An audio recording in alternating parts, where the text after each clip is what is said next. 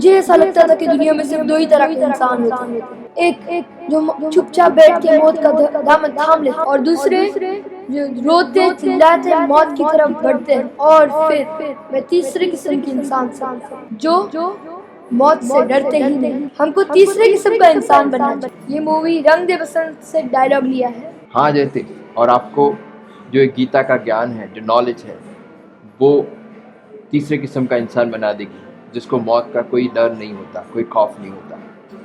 अभी आज हम गीता का 30वां श्लोक लेंगे जो दूसरे अध्याय से है, और इस श्लोक के बाद भगवान जो है अपनी समझाने की या टॉपिक की दिशा थोड़े बदलने वाले हैं।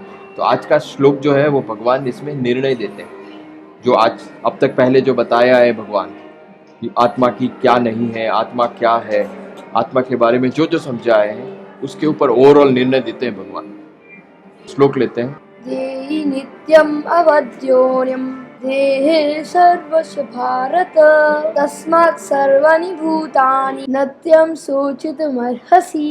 अर्थात हे भारत, आत्मा हर एक के शरीर में रहती है और कभी भी मरती नहीं है, वो इमॉर्टल है, तो उसके ऊपर शोक नहीं करना चाहिए। क्या शोक कैसे दूर कर सकते हैं? कोई दुखी हो इंसान तो उसको किस तरह दूर कर सकते हैं? सिर्फ दो ही तरीके। एक, उसका वो शोक का कारण जो आने वाले टाइम के उसको टेंशन आने वाली है, जैसे अर्जुन को आने वाले टाइम में टेंशन आने वाली है कि ये लोग मैं मार दूंगा उनको, तो ये उनके मृत्यु के कारण मुझे शोक लगेगा, लेकिन वो तो होना ही है।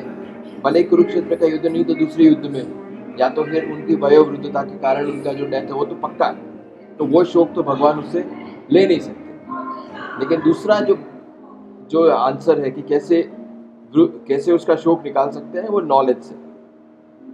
तो किसी इंसान का दुख आप उसको ज्ञान दे के ले सकते हैं, क्योंकि भगवान यही बता रहे हैं कि आप जो शोक कर रहे हो वो वैलिड नहीं है, क्योंकि एक तो शोक आप आज नहीं तो कल वो शोक तो होने ही वाला है। आप अभी अवॉइड कर लोगे तो उनका डेथ थोड़े दिन बाद हो जाएगा, लेकिन जो उसके अंदर आत्मा है उसको आप निस्संदेह मान सकते हो कि वो सनातन है, तो वो कभी मरती नहीं है, तो आप उसका शोक कभी करना चाहिए नहीं। और जयतीर्थ, आप एक बहुत अच्छा एग्जाम्पल हमने डिस्कस किया था आज के श्लोक में, बताना चाहेंगे? जब हम घर बनाते हैं तो एक खाली सी जगह होती है, सिर्फ एक बाउंड्री तार की बनी होगी और सब कुछ बिल्कुल खाली।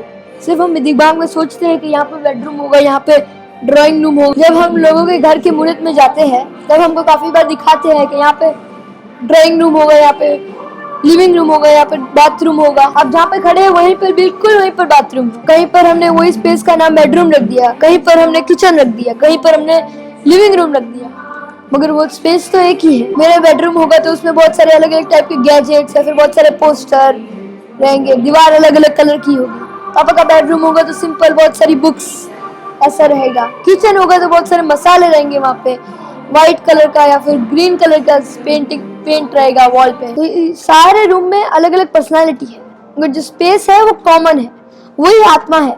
शरीर की सिर्फ पर्सनालिटी अलग अलग होती है। ऑस्ट्रेलिया और यूएस जैसे देशों में वो क्या करते हैं कि वो जो घर के चारों तरफ की जो बाउंड्री है वो सीमेंट से बना देते हैं, और अंदर का जो रूम्स है वो प्लाईवुड से सब बना देते हैं। सही बात है। जो मेन, हाँ मैंने भी देखा है, जो मेन जो दीवार होती है बाहर की घर की, वो मजबूत बना लेते हैं ईंट से, पत्थर से या ईंट और सीमेंट से। लेकिन अंदर का जो पोर्शन है उसको ईंट या सीमेंट से बनाने की ज़रूरत नहीं पड़ती है। वो क्या करते हैं, सिर्फ प्लाईवुड लगा देते हैं अंदर, जिससे ड्राइंग रूम, बेडरूम, किचन को अलग अलग सेपरेट किया। वही वैसा ही है कि सब कुछ एक ही है।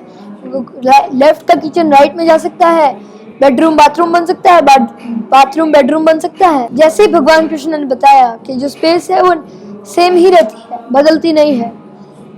जैसे एक पर्सनालिटी से दूसरी पर्सनालिटी भले ही चेंज हो गई, तो स्पेस है वो भी आत्मा जैसी है, पहले थी, अभी है और आगे भी हमेशा रहेगी। जय, बहुत ही अच्छी बात कही आपने कि ये जो हर एक कमरे अलग अलग हैं, इंसान अलग अलग है, इंसान का रूप रंग अलग अलग है, लेकिन सबके अंदर जो आत्मा है वो ना ही एक है, एक तो है ही है, साथ साथ में हमेशा रहेगी, नित्य भी है, अजन्मा है, अमर है। और भगवान जो है वो अर्जुन को यही समझाने की कोशिश कर रहे हैं। भगवान जो है अर्जुन के अंदर पुराना आइडिया था। अगर आप याद करें पहले अध्याय में कि पूरा कुल धर्म की बात कर रहे थे अर्जुन, सनातन धर्म नष्ट हो जाएगा उसकी बात कर रहे थे। सनातन तो भगवान ने बोला आत्मा है, वो नष्ट हो ही नहीं सकती है, लेकिन अर्जुन के मन में था कि मैं अगर ये युद्ध कर लूंगा तो मैं मर जाऊंगा, सब लोग मर जाएंगे, तो सनातन धर्म नष्ट हो जाएगा, कुल धर्म नष्ट हो जाएगा। भगवान ने बोला ये सब गलत है। तो इंसान को जो उनकी स्टोरी होती है ना मन में, उस स्टोरी को चेंज करने के लिए पहले तो उसकी बात भगवान ने सुनी, उसके बाद भगवान ने उसको ज्ञान देने की कोशिश की। जो ओल्ड हमारे सबसे बड़ी प्रॉब्लम क्या है पता है जय? सबसे बड़ी प्रॉब्लम, सबसे बड़ी हमारी लायबिलिटी जो बोलते हैं, पता है ना लायबिलिटी क्या होती है? लायबिलिटी क्या होती है? जो हमारा प्रॉफिट जो है वो खाती रहती है। मैं बिजनेस के कॉन्टेक्स्ट में अगर इसको देखें तो जो प्रॉफिट खाती रहती है वो लायबिलिटी है। जैसे कार है, कार जो है वो लायबिलिटी है। एक तो उसकी वैल्यू धीरे धीरे कम होती रहती है और वो पेट्रोल या डीजल या कुछ खाती रहती है, राइट?